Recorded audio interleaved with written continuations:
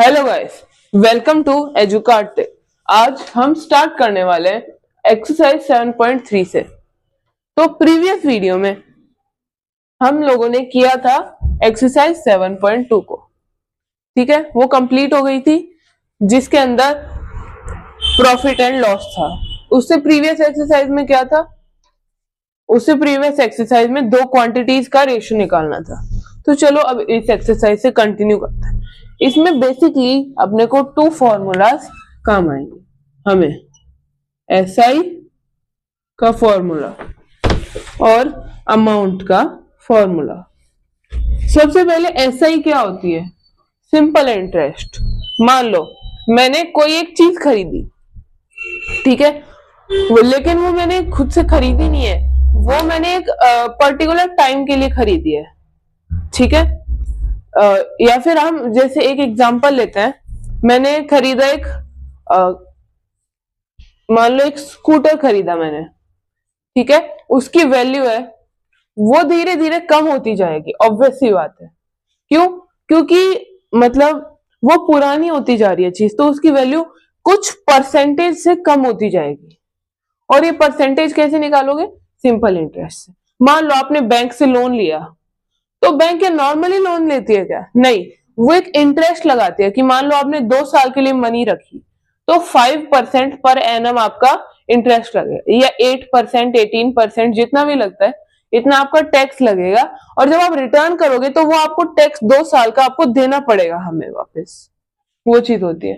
तो simple interest का एक सिंपल सा फॉर्मूला होता है P into R into T upon 100, ठीक है। P क्या है? प्रिंसिपल। प्रिंसिपल यानी आपने कितनी मनी बोरो करी थी। R यानी रेट ऑफ इंटरेस्ट। वैसे तो P into R into T होता है, लेकिन रेट ऑफ इंटरेस्ट हमेशा परसेंटेज में होता है। परसेंटेज को नॉर्मल वैल्यू में कन्वर्ट करने के लिए हम 100 से डिवाइड कर देते हैं। अब T क्या है? टाइम पीरियड, कितने टाइम के लिए, और टाइम पीरियड हमेशा ईयर्स में होता है, ओके। अब अमाउंट का फॉर्मूला क्या होता है? P मल्टीप्लाई, अब देखो यहाँ पे ब्रैकेट है तो इसमें मल्टीप्लाई होता है, P मल्टीप्लाइड, P यानी principal into 1 plus R upon 100। R percent लिख लो, या फिर अगर परसेंट नहीं लिखना तो अपॉन में 100 लगाना पड़ेगा आपको। 1 प्लस R व 100 to the power T। T हमें पता ही है टाइम। तो सबसे पहले क्या करेंगे, हम इनको सॉल्व करेंगे, फिर हम इसकी पावर T करेंगे। T मान लो 2 इयर्स का है, रेट ऑफ इंटरेस्ट 5 है, तो 105 बाय 100 यानी 21 बाय 20।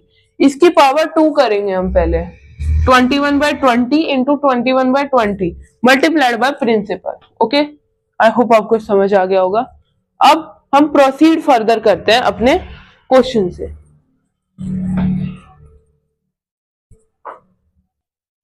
तो अब इसके अंदर हमें गिवन है कोई एक जगह है, उसके अंदर जो पॉपुलेशन है वो 54,000 आ गई है 2003 में।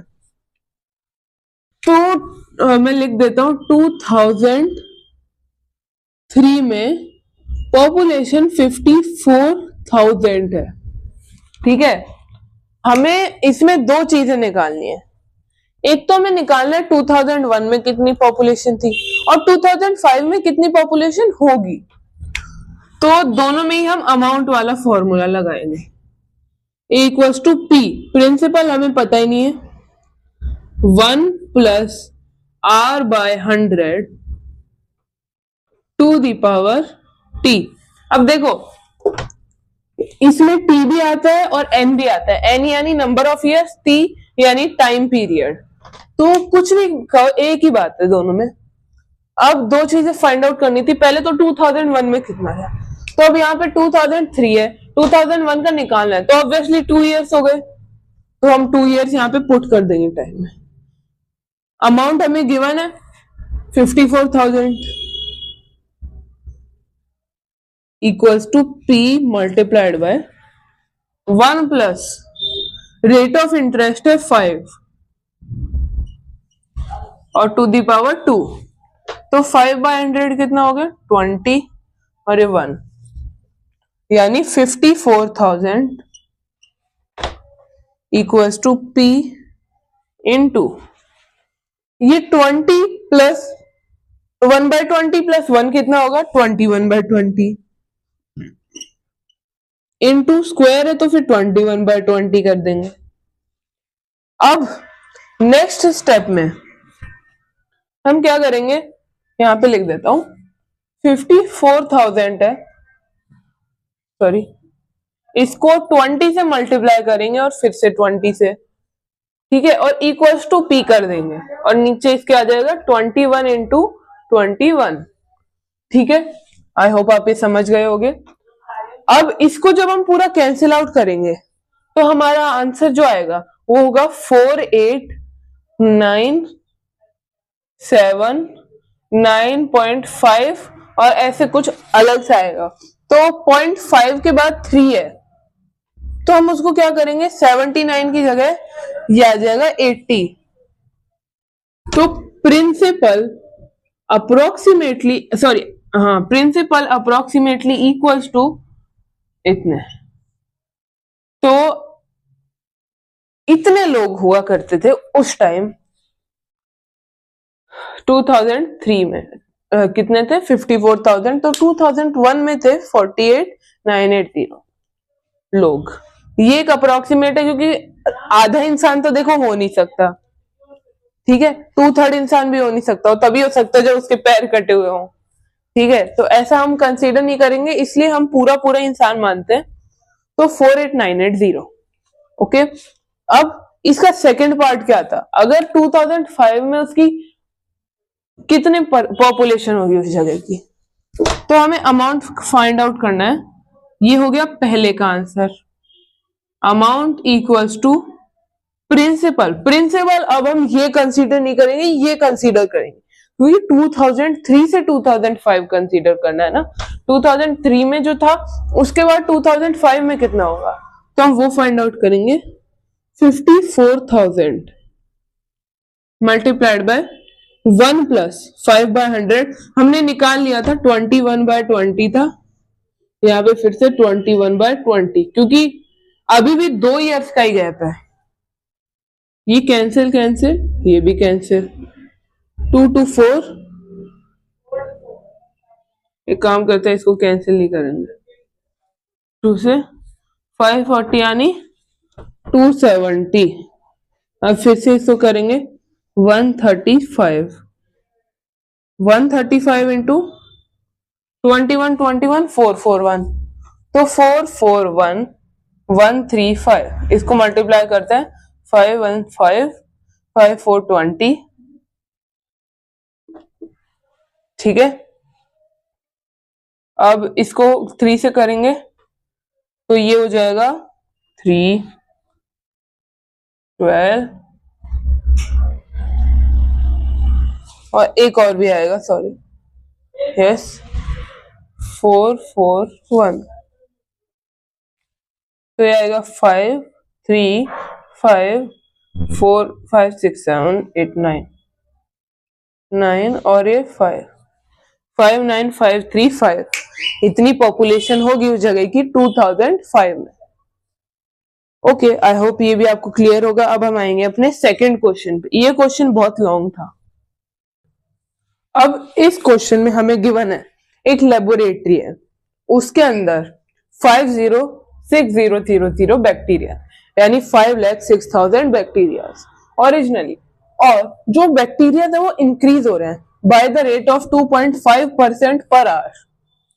अब हमें बताना है कि 2 घंटे बाद कितने बैक्टीरिया होंगे। तो अब हम इसको स्टार्ट करते हैं। इसके अंदर हम अमाउंट वाला फॉर्मूला यूज करेंगे, P into 1 plus R/100 to the power T। तो P कितना है 506,000 इंटू 1 प्लस R यानी 1 प्लस 2.5/100,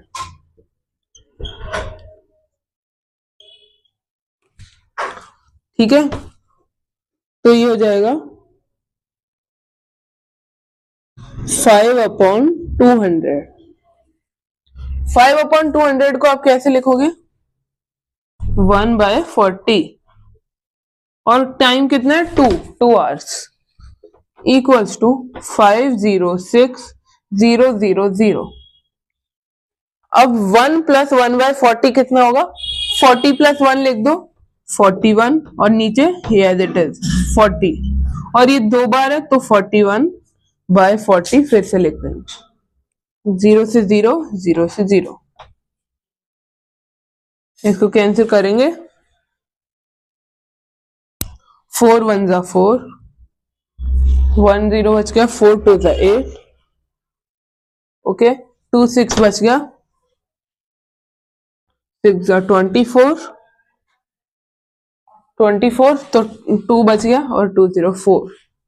अब इससे फिर से करते हैं, ये हो गया, ये 16 और ये हो गया 4 3 ज़ा 316। इसके अंदर जब हम इसको सॉल्व करते हैं तो आंसर आता है अप्रोक्सीमेटली 531,616.25। 0.25 को हम कंसीडर नहीं करेंगे, तो 531,616 ये बैक्टीरिया आएंगे। ओके, अब नेक्स्ट क्वेश्चन पे आते हैं। अब इस क्वेश्चन में मैंने एक स्कूटर खरीदा है। ओके, बहुत मस्त स्कूटर है, देखो ऐसे दिखता है वो।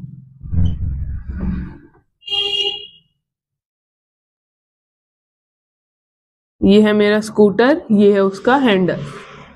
ओके, ये मैंने खरीदा है 42,000 का, पर इसकी रेट इंक्रीज नहीं हो रही है, इसकी रेट डिक्रीज हो रही है, जैसा मैंने आपको बताया था, क्योंकि ये धीरे धीरे पुराना हो रहा है, नया नहीं बन रहा है। 8% पर एनम पे, ठीक है। जो टाइम है हमें निकालना है कि 1 साल बाद उसकी रेट कितनी कम होगी, मतलब उसकी क्या रेट होगी। तो हम इसमें SI का फॉर्मूला लगाएंगे, P × R × T/100। ये कितना हो जाएगा? 42,000 × 8 × 1/100। ये हमें सॉल्व करना है, ये कैंसिल आउट हो गया। 420 × 8 कितना होता है? 38640। ओके, तो ये जो हमारा आंसर है, ये तो हो गया उसका SI, नहीं, ये है अमाउंट। तो इसको हमें करना ही पड़ेगा। 42 × 2 40 80 120 160 200। 42 × 8 8 to the 16, 8 4 the 30, 3360। अब ये जो 3360 है, ये हमें अमाउंट माइनस SI करेंगे तब उसकी वैल्यू आएगी, यानी 1 साल बाद उसकी जो रेट होगी वो हमें अमाउंट में से SI माइनस करनी पड़ेगी।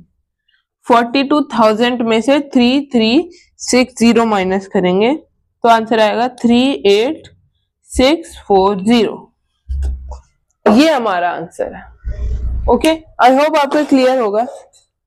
ये हमारा स्कूटर था, ये इतना कम हो गया इसका प्राइस, इतने से इतना। तो अब नेक्स्ट वीडियो में हम क्या करेंगे, चैप्टर तो कंप्लीट हो गया, नेक्स्ट वीडियो में हम चैप्टर 8 से स्टार्ट करेंगे। And hope you like the video. See you in the next video. Till then, bye bye.